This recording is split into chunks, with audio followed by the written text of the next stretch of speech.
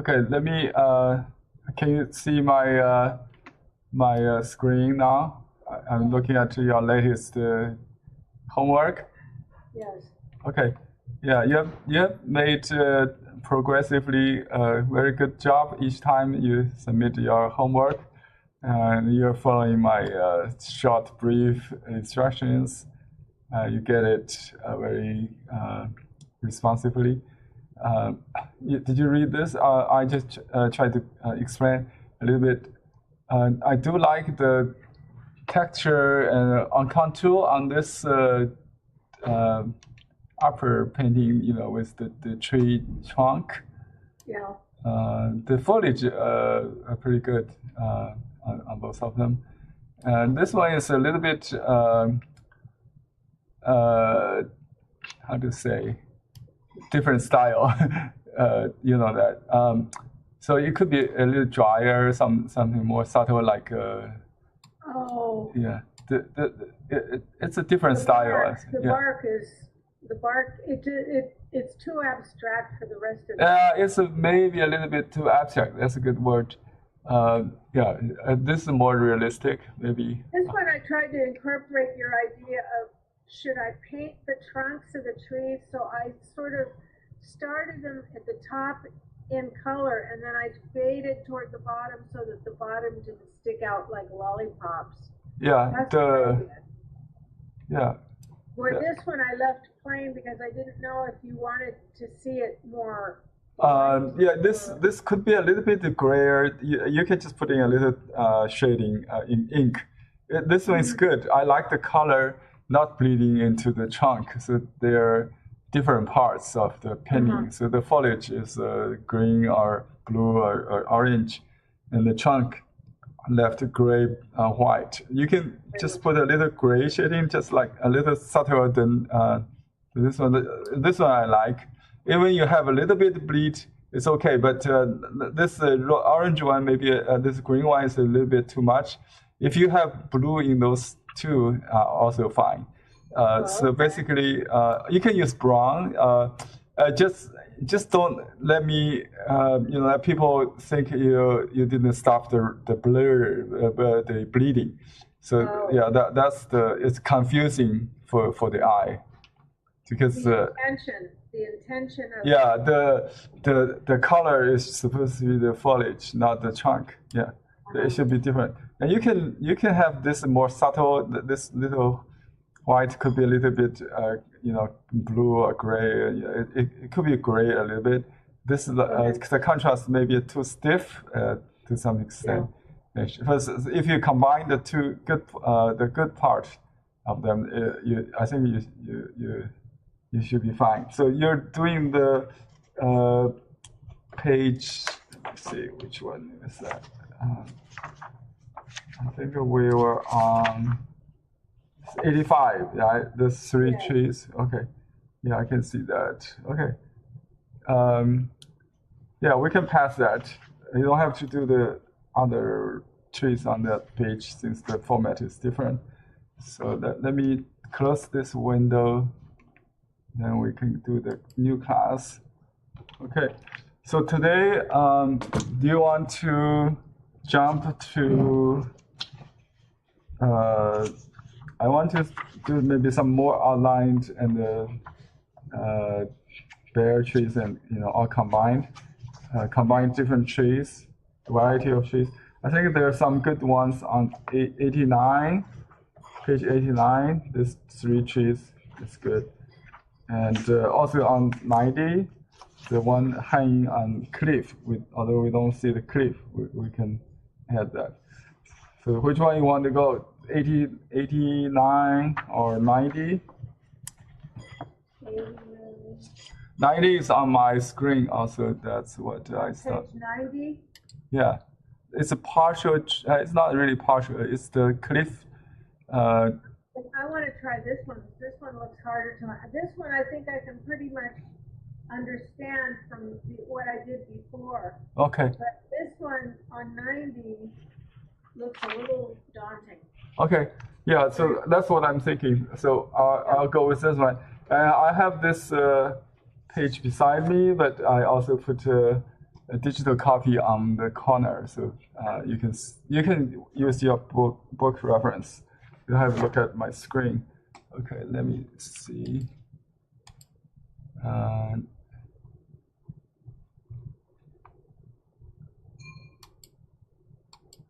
Oops.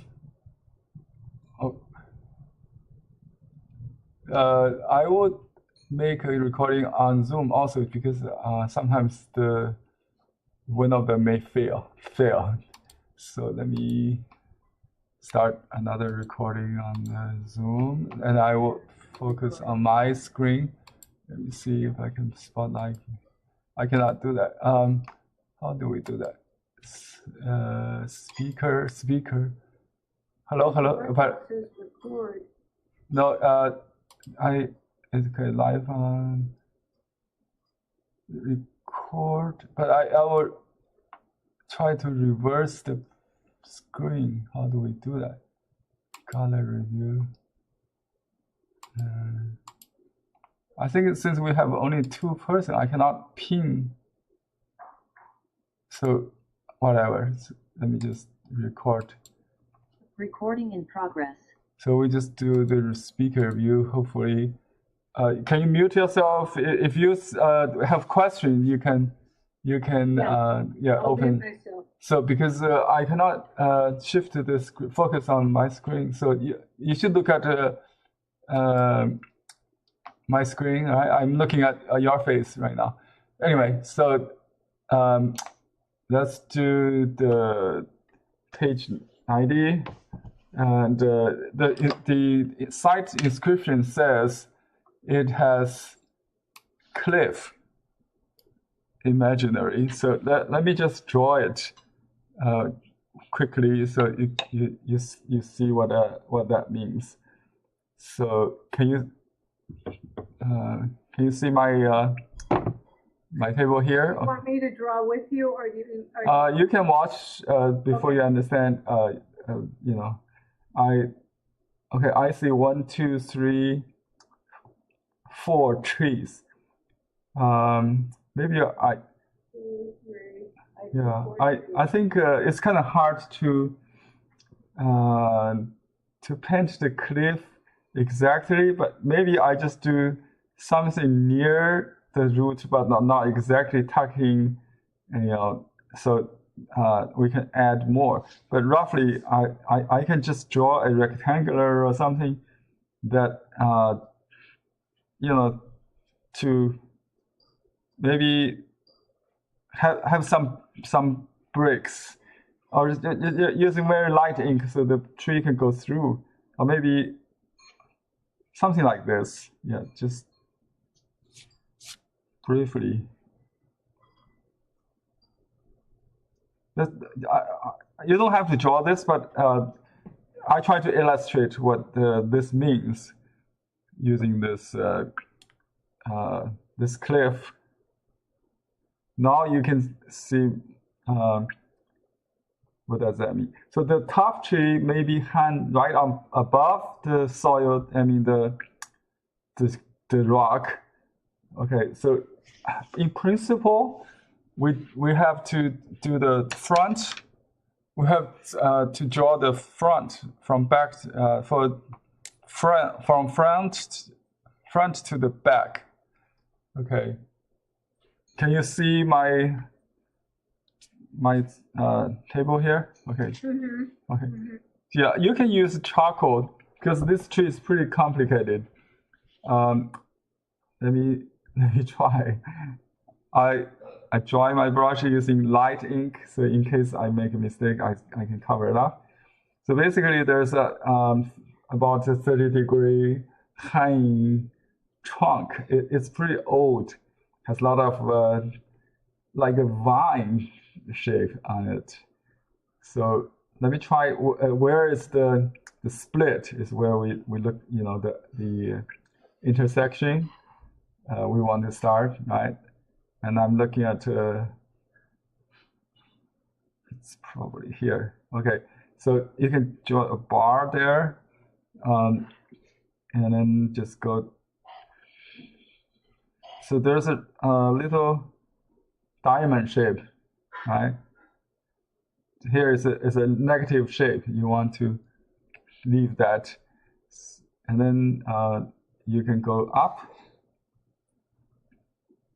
So the claw of, I call it claw. It's like the the birds, eagle or some.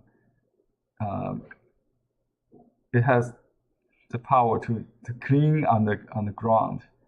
So there's a lot of negative shapes.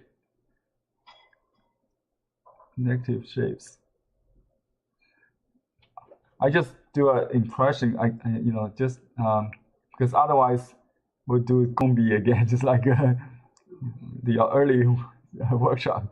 So you're supposed to have a template, just like copy the painting we on this page. So again, here's a crossing. So you do the front one first. So this one, it's like the character 女, the woman character we talked about in plum blossom crossing. So see why I use dark is because this one is in the front. Also because I want to correct some line, to change, make changes. So you can use darker. Okay, now let me just finish this main branch. It goes. You can use the croc system that we mentioned maybe in early stage. So you're looking at the angle and then roughly think it of like a clock. So this one is above what is the number 9 o'clock, maybe 8:30 or something. And here is another branch. Okay, here's a curve and it goes up. The trend is going not too up. It's almost like extension of this diagonal here on the main trunk right here. You see that parallel, and it goes down. Now it goes down, just like exploring what's under the cliff. So this is in the air because the ground is a cliff, right? So it's in the air right now, hanging down. And we are approaching the single stroke branches soon. You can make another triangular crossing here and make maybe one in the front and just continue like that. So it's behind, and then there's something like this. Notice the pattern is getting closer and smaller. Yeah.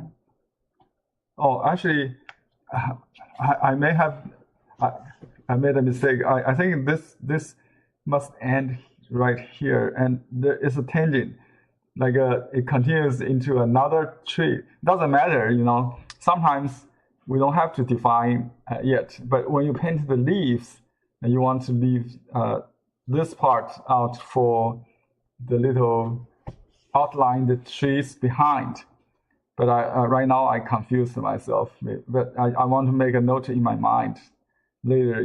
When if I want to do it now, I could. Sometimes to make sure you remember it, you don't forget. So I just do the 5-stroke or 6, whatever. I think here if you want to, I want zoom in a little bit. So this pattern that we learned earlier is like this. You put 1, 2, 3, 4, 5, maybe 5. I didn't really count. I think the 5 would be good. So it's like a bamboo, but 5 of them. You see how I do it? I do a little like an upside down check, and then 2 on the left, and then 1 on the 2 on the right, 1 on the. So basically 3 plus 2. Okay, 3 plus 2 is what I do. 1, 2, 3. See, up, down, connected, and then add 2 stroke. Try to keep this pattern. Repeat this pattern, and try. You can overlap. You can overlap here. 1, 2, 3, 4. I try to make it clear also for you to follow. 1, 2, 3, 4, 5. Yeah. Okay. 1, 2, 3, 4, 5. Right. Right. Okay. Yeah. 1, 2, 3, 4, 5. Yeah. Then you can have something behind the trunk, branches, something like that. It's almost like bamboo, but not exactly like a bamboo. And try to leave the branches, squeeze out the branches. Okay, so I try to close this here, so let me end this right here. I just use dark ink to stop it here. So the branches, the further extended the branch is for other a different tree. Okay.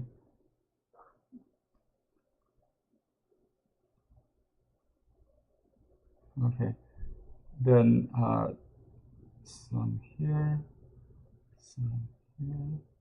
When I do fast, you don't really see the group, but I try to keep consistent in terms of size and the stroke. You can overlap them to make a cluster shape block. Yeah, but sometimes it's okay to add some extra ones, but basically the unit is 5.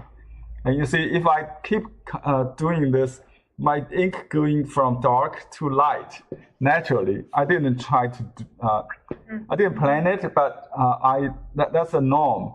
You're just going from dark to light without reloading, and you have all the shading, almost like atmosphere or clouds, mists in the leaf.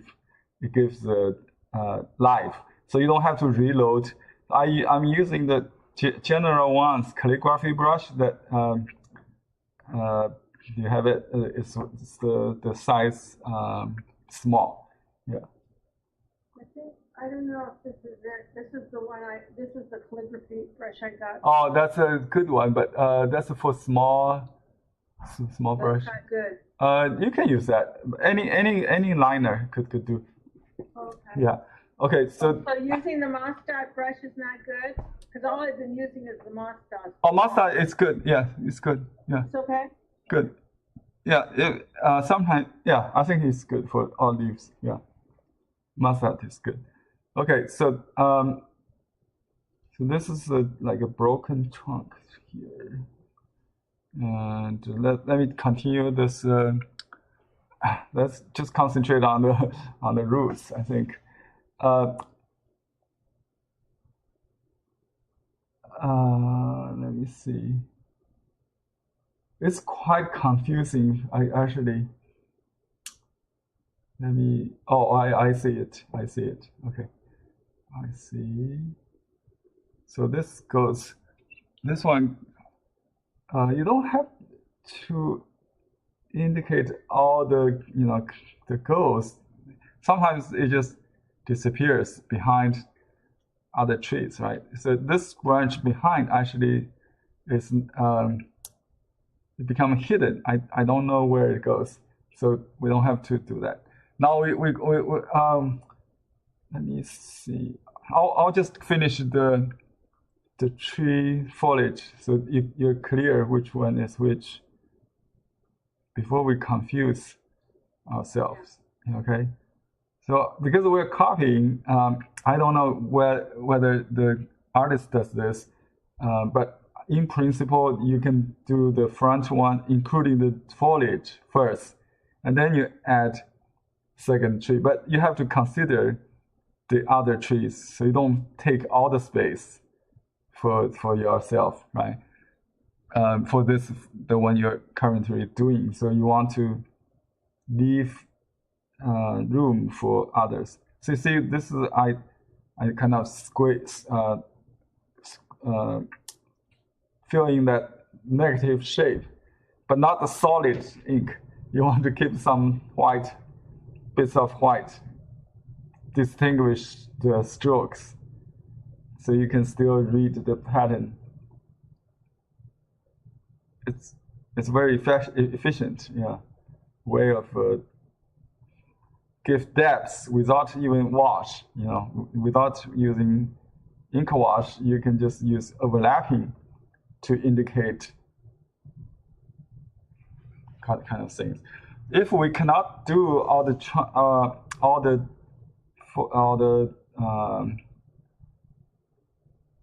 roots, we'll make them behind this rock. So this one is in front of the rock that I'm going to do next. So this one, maybe, I just draw a line, so I cannot add, maybe it's different on your paper, so you have to adapt to your situation.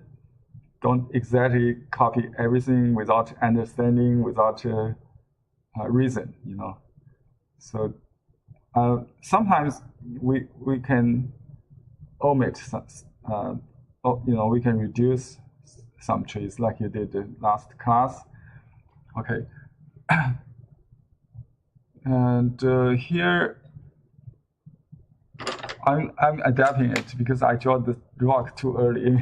That's if you want to have all the tree roots, it's better to draw those first, then the rock. So now I'm doing this secondary tree, and this should be a little smaller than the main big root on top. So this one is, but this one is behind also, so it could be a little lighter. I used too dark, I think, to start with. I'm going to change that. So this one goes behind the first trunk, and you can see there's tangent everywhere. Tangent means like overlapping or intersect. It could create some kind of elusive continuity. Does that make sense? Or some conflict. A lot of time people don't like it, but and make sure you distinguish. Like here, I will add some dark later to make sure it's layer. It's soft crossing something, not fighting each other. But this one continues and goes here, up here again. This one then becomes thinner, right? Can you see it? Okay, becomes thinner, right? Okay. This is the new tree. Yeah, this is the second tree. The root is here. Okay, now I try to find the intersection. I don't really see much intersection, but some. It's a good way to. If you don't see intersection, you can go all the way to the tip, and then just draw this left line first. But at this point, I want to refer to this angle. This branch, this trunk of the other tree. So you can measure your angle or something like that. So cannot really copy exactly, but the key is to vary the length of each section. You see, this is a long section, and have some angular change of directions, like here. I try to see where this angle. I should be a little bit inland. But I went a little too far, but that's okay. I can adjust it. I can make it as the farthest, not go further, just to change that a little bit. And this one goes on top, and here is the bare branch. Okay, here's the. You can make that intersection if you want. Okay, we have to simplify a lot of things.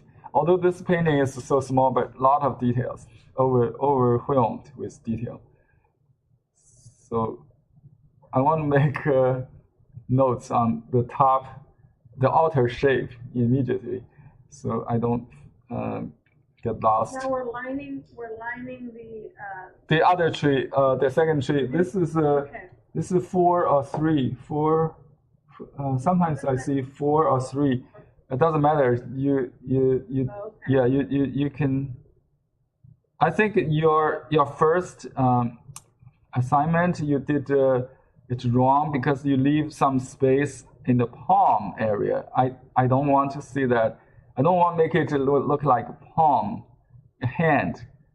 To avoid that, you want to start all the leaflets from right, at the branch or the imaginary roots, what do you call the stem, or the growing point,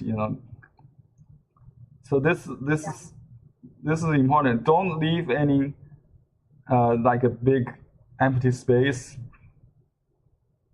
at the end. Okay. Okay. Yeah, that's. I think you're fine after I point that out. Yeah. Okay, if you look at my stroke order, I draw from outside in on my left hand side, and I draw from inside out from the end to the tip on the right side. That's my stroke code direction, or what do you call this? Yeah. You see what? Let me make it very slowly. See, from the bottom up, and then from top down, right? So you don't have to draw just all of them from outside in. You can do just based on your most convenient way of doing things. Yeah, you can draw either way, but yeah, just make clear where the start and the end has a little blunt point. You don't have, yeah, it has a little starting point and a quick lifting point. I think on the end it's a little bit like a nail head. Speaking of nail head, I'm doing this little branch with nail head. Nail head means you press and then lift. It's like an airplane taking off. And the teardrop is the other way. You press gradually, like a touching down airplane. But on this little branches, it's really kind of hard to see. But in our kind of stroke, you either start from a heavy nail head or a less pressured teardrop needle head, and then you press down at the end. So, but if you just draw even lines on this, nobody will really notice those. But you see, sometimes I just leave a little dot. Excuse me, Henry. Let me ask you one question. What is the line brush that you're using so that I can order it? Oh, the general ones, calligraphy brush. I thought you might have from the early calligraphy class. General one, WANG. general ones, calligraphy brushes. This one I'm using is small. Yeah, there are three sizes. Yeah. Okay. If you order the set, it will be 110. If you order individually, this one is not inexpensive. It's $40. Yeah. Oh, that's okay. Yeah. Okay. And this goes. Yeah, this can go from very fine to very thick without reloading. It's more fine than the dotting brush. Okay, so I'm doing this little fork here. Okay, the fork. I will start from the left and then the right. I try to avoid like a fork like a chicken feet, right, from the same point. Oh yeah. That. So try to avoid that a little bit.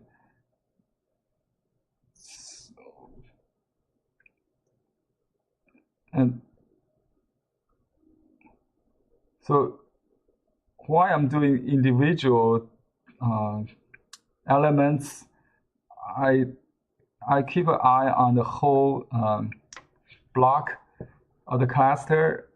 You know, that like here I see a general shape like a triangular. I always see triangular. And try to combine them. Yeah, there are some standing out. That's good, and you have to really make those very nicely, and some just kind of squeezed together. So you don't have to make all of them like countable. You know, some of them maybe even softer. You know, with missing elements. I mean, missing strokes, but the idea is complete, right? So don't for the reason of just making the pattern, you leave extra space between. See the dense part, really dense. I don't leave any space. Can see. I think you have a tendency that leave too much gap between those elements. And you're recently doing a little better and better. Yeah. So what I do is I insert some extra stroke in the gap to fill in the gap. Okay. Yeah. So I really make those dense part dense, but don't make it stuffed in black. That's another thing you want to avoid, I think. So you want to make make them tight, but not to the point where you lose the transparency. Later, when you color it, there will be no room for color, right? Oh yeah. Okay, so here's the chicken feet. That's good. Okay, I just make it black. And that's about it for this tree. It's on the top, right? The third tree, I'm going to make it behind because I have rock already putting under here. So oh yeah. How can I do it? I have room here. That will be the fourth tree. So it was here, but I already put a line there. So it must go back to the rock, right? So I'll just hint a little bit, just a little hint that's starting point. That's how much room I have. It's supposed to be behind here. If you have room, you can do that, just like the illustration. Otherwise, I have to use white. I don't think so. I would not. So, but you know, I want to make clear this this front tree is in front of the rock. So I will add a little dark in front of the rock right now. and put that little tree trunk behind.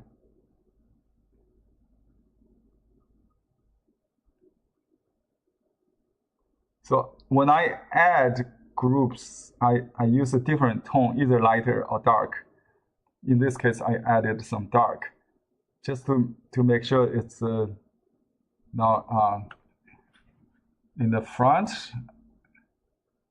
Okay, in the front of this rock, right? You understand? And I can make this dark also too. So the ink tends to go lighter. So we can always add dark. I always start with a medium dark, and then you can go either lighter or darker if needed. Right? Okay. Next, let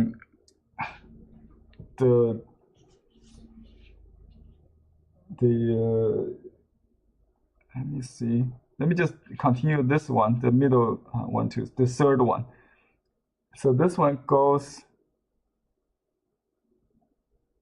kind of Now I start to see what I was going to see. So this one going here and then continues here. There's a, but I don't know really which one it belongs to on the upper part. So, but here we do see a little fork, kind of intersection. Oh, that's too dark. My paper is very absorbent, by the way. It's an early version of the mulberries, and size instead of semi-size. So it's bleed more than usual. Okay, so this is a kind of like a fork of I consider this tree, behind the rock, including like that. You can have some more. And let's just do this fourth tree, and then we will do the leaves. I want to add.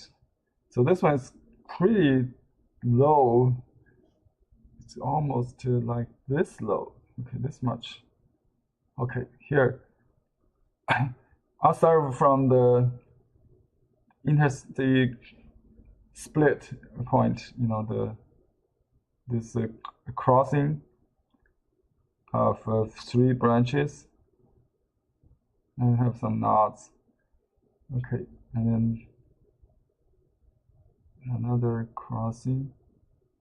Interesting. This one actually should be in the front. Anyway, I got confused a little bit, but it's okay. It still works. And it goes up. Okay, and here the tree cling to the rock, right? I think you are doing good in roots recently. They're not symmetrical anymore. Not like octopus, not too much branches. Yeah, you're doing very good on the tree roots. So as I said, you're making very steady progress, very consistent.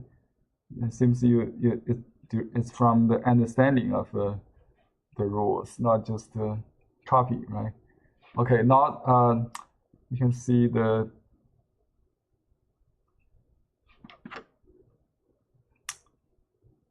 trunk with some bark,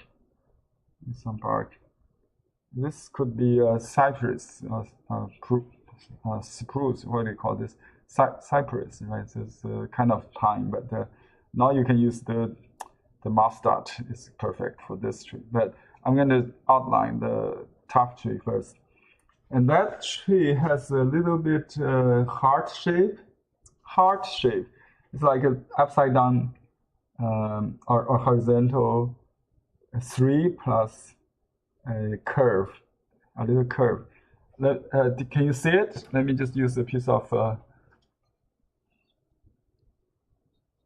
paper towel to show you. The unit is like this, right? Oh Oh yeah, I practiced that one. Oh yeah, just do like that. So I think I would do the bottom one. The bottom one, it's like a crossbow or something. What do you call this shape? Anyway, yeah, you can do a lot of like threes and then just add the top. You don't have to close the top. That's the beauty of it. And I see some perspective, even kind of squeeze like a half of it, or smaller. But in general, we really don't vary the shape. We can omit the strokes, like a soft and a stiff, more defined or less defined. It depends on the perspective. You see, this is a side view. I made it a little narrower. And it's not completely like a close fabric pattern. It's a 3D kind of painting, so we always try to indicate the perspective, the depths of a painting, like a real experience. So some shady part could be heavier, and then top is narrower, and more light part could be a little lighter or narrower the line to indicate lights. Okay, there are some leaves we need to make up. Okay, and the before we do the branches, the leaves, we need to have the sustaining branches. Otherwise, they are not really like flying in the sky. Right? So another tangent, I don't know where it's from. So it's like, I suppose it's the end of this one in the front. So it should be thicker. Anyway, I'll make another one. So this one, the split is right here. See, actually it's here. I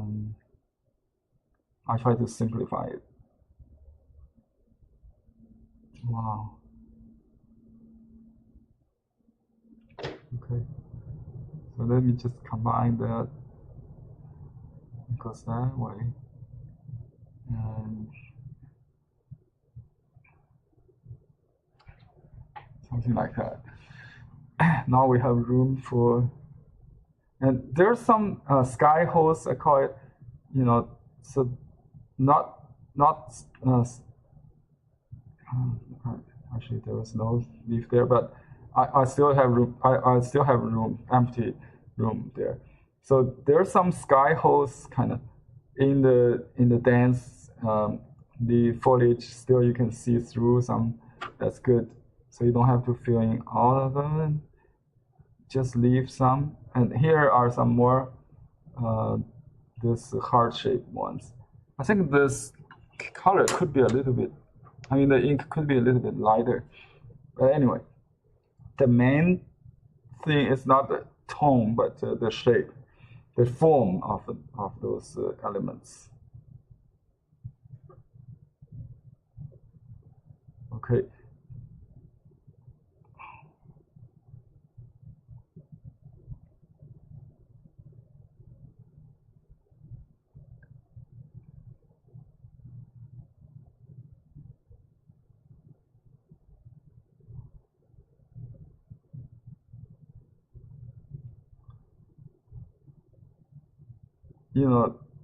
If you practice a lot, you can do pretty fast, faster than people think it takes. But provided that you have muscle memory, you just kind of draw the pattern so fast. I draw the upside down M, just like that. But sometimes when I do that, I see actually W's. That's fine. You can do W's, just W, M, and you don't have to to mechanical. The impression is the wholeness of it, the totality, the wholeness. And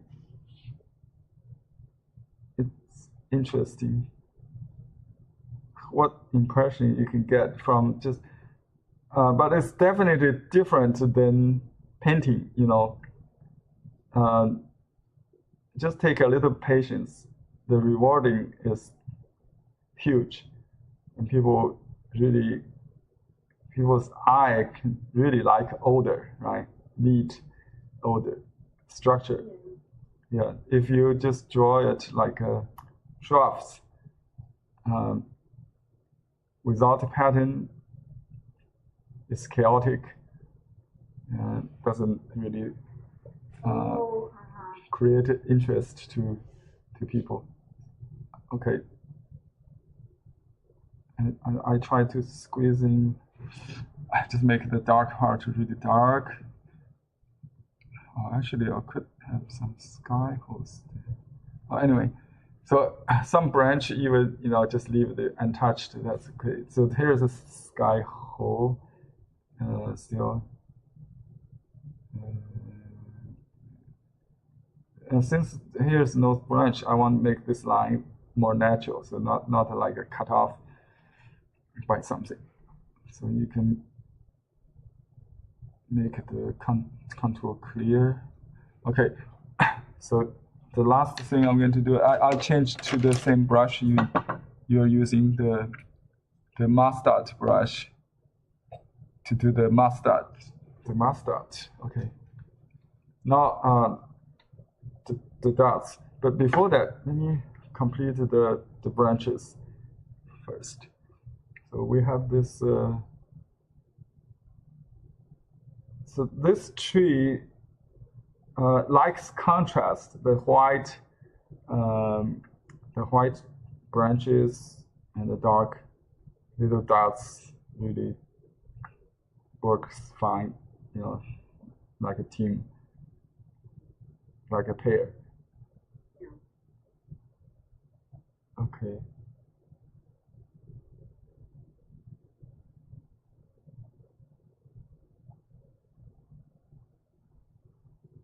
I'll try to outline even the finest part. Okay, now I have it. I think, where's the tip? Okay, there's a tip about here, and then there's one. That's the longest.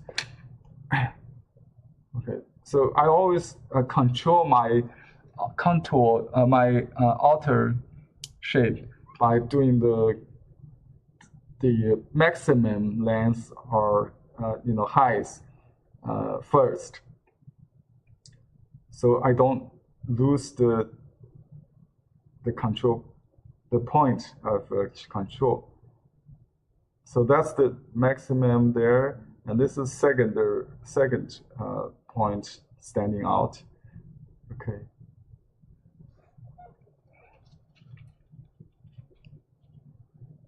And also there are some ins and outs, right? And you see that the dots gets denser close to the branches. Why? Because the shading, right? in Western thinking. Also, I think because the yin and yang contrast, we want to save the white. And you can use continue the dot to make a squeeze out that white line above, something like that. So that really, it's the same idea as you do watercolor. You're just using negative shape. You paint the void, the background to squeeze out the figure. Ground and the figure relationship. So we see it sometimes, alternatively, positively and negatively. So you're not only doing the dots, you're also doing the branches. Just like we do water, we paint the rock rather than the waterfall, right? So just pay attention on those little white, and the contour of the tree and rhythm, where the dance and the dance and the sparse contrasted. And also, if you want indicated depth, here's a good point for me, to show that which is in the front. So because this root is in front of the rock, so this must be in front of that rock behind, right? So you can overlap using dark against light. I'm going to have to watch this a few times. This is a very complicated picture.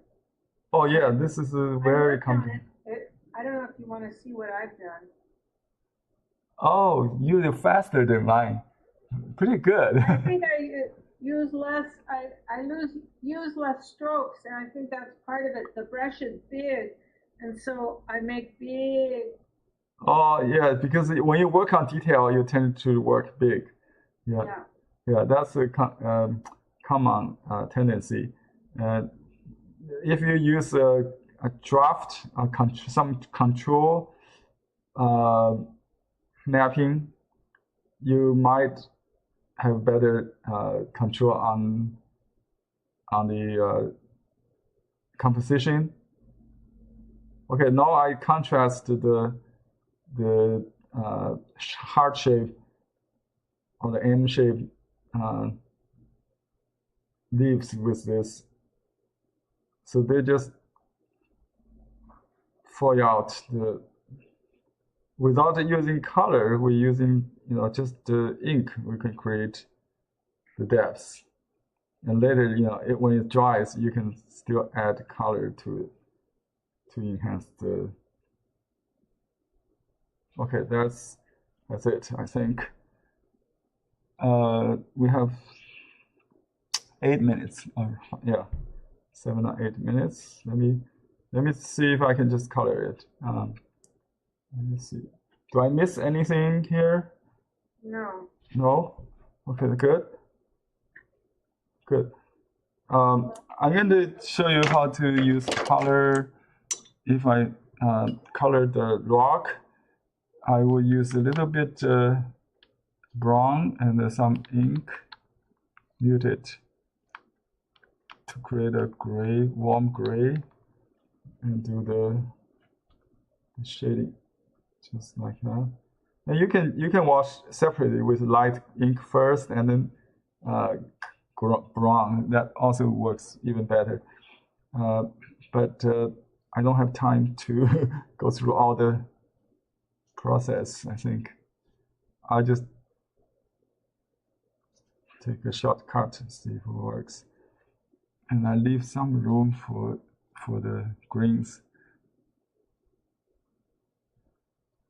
And I just use this leftover color to give a little bit hint of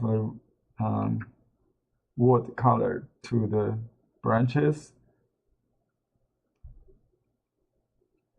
And I don't think I would do warm on this cypress. All the other trees should be fine. Okay, just to harmonize a little bit.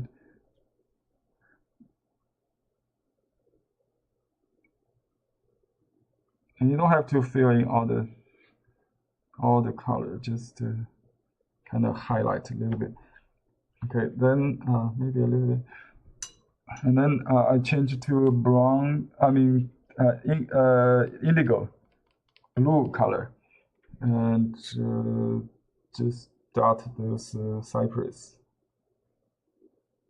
You dot, you don't wash. Yeah. You see, that's the difference. If you wash it, you can wash like you did.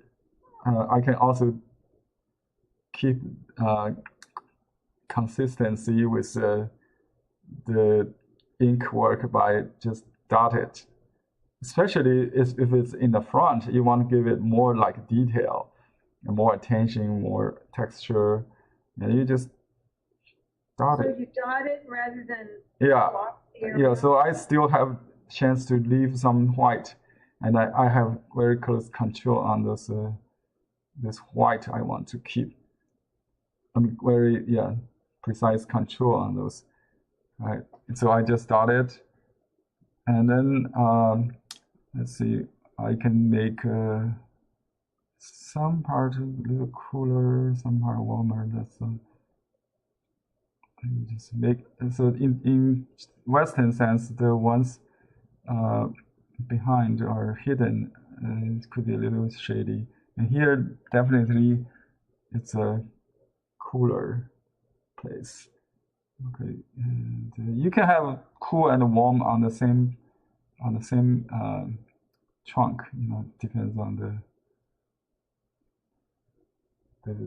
lighting. Okay, on this this ones you can just let's see if we can distinguish from this one. Let's just wash it. So this time I don't dot. I just wash with indigo basically. You can just quickly wash it. You don't have to wash. I still use the same kind of stroke, but it's much fatter stroke, not like 5, maybe 1 or 2, 5, 3 the most. So it just quickly filling that. That's all how much you can go out a little bit, and sometimes not exactly cover all the ink area. So some in and outs with the ink, in and outs. Every leaf doesn't need to be colored. Right. Okay. You're right. Just highlight, just hide mistakes, harmonize it. That's kind of, if you have some good stroke to show, leave it. So that's it. And then I will do green and blue, red next. Let's do. I don't have lemon. I wish I had, but I just use the Cardian yellow kind of. Or just, you can make this green maybe. Just use some green, I think. You see, the best part of this this kind of paper is this. You can do it on the back because this opaque green tend to cover the ink. It will make it gray, pastelish.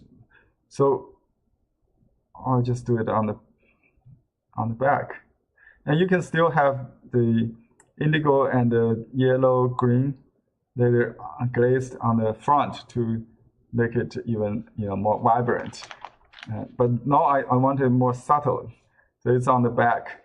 See how it works? I turn it to the back, and then I just colored it very quickly. So we have 1 minute. Okay, I'll try to finish it on time. All right. Okay, that's good. We're good. You're good. Okay. Do you want? Let me show you what I did. Oh, sure. Yeah. Very nice. Very good. Okay. You're very good. Yeah. So do you want to see the red? I can just do it like this, just very quickly. And you don't have to fill in all the color. You can leave some white. Just like poinsettias, they have a white and red combination, right? So very nice. So just like that. Yeah, and you can make up some missing ones. It's really important to leave some white. You see, it's like shiny. Make it more shiny. Okay. And if you want, you can vary the color. Like here is like a 2 red. You can add a little bit yellow. That kind of make it more interesting. You can make it up later without missing those white spot. You can leave it let it dry and then add a glaze of transparent colors on the front. like a yellow color. And you can also add indigo and the yellow to make this part even more complicated. But I just add a few yellow, it will change the game. Just like this just 10 yellow, and these are, it's like autumn. Yeah, yellow does make a difference. Oh, I forgot before we finish, the rock must have some green, blue green or something like that. This is called stone or mineral green. It should be on dry, but it's okay. They just blend it into each other, and you can have some part more bluish, some part. I don't have indigo. I mean, I don't have the. Oh, here I have the opaque blue. I think I have some a little bit. It's not really exactly the mineral blue we're looking for. So let me just put it on the back. I used a little 593. Yeah. The Maurice is much better.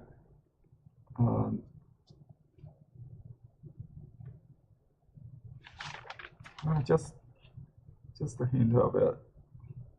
So I'll work on it, Henry. Okay.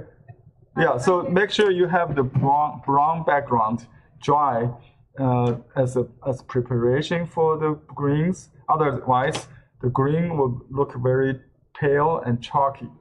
So if you have brown as complement preparation, and some ink also, you can layer them just like Gombe painting does.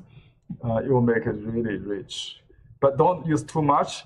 Keep it light, not to the extent to cover any ink work.